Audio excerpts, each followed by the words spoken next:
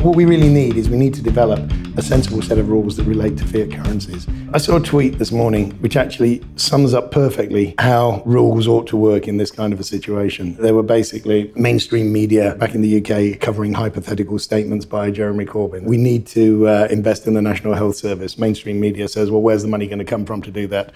Corbyn says, we need free higher education for all. Mainstream media says, where are we going to get the money to do that? Corbyn saying, we need to provide basic housing at least for all members of society. And mainstream media says, well, how are we going to do that?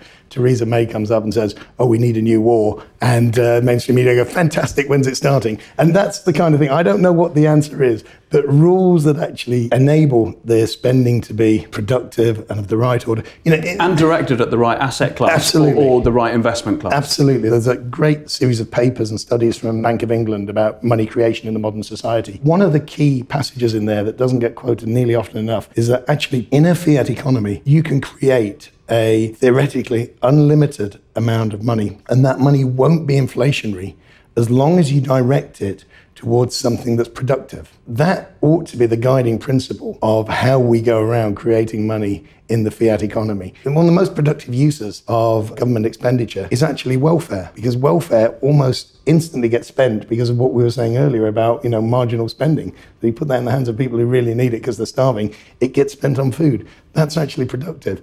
If you have a universal healthcare system, that's incredibly productive. The cost saving on society as a whole is immense.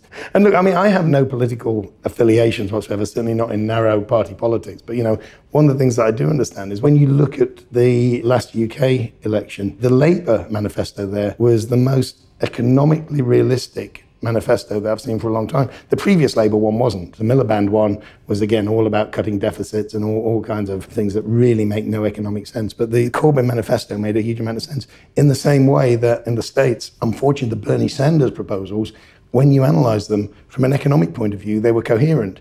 When you looked at the Hillary Clinton ones, they really weren't very coherent at all. And when you looked at Trump, then, yeah, exactly.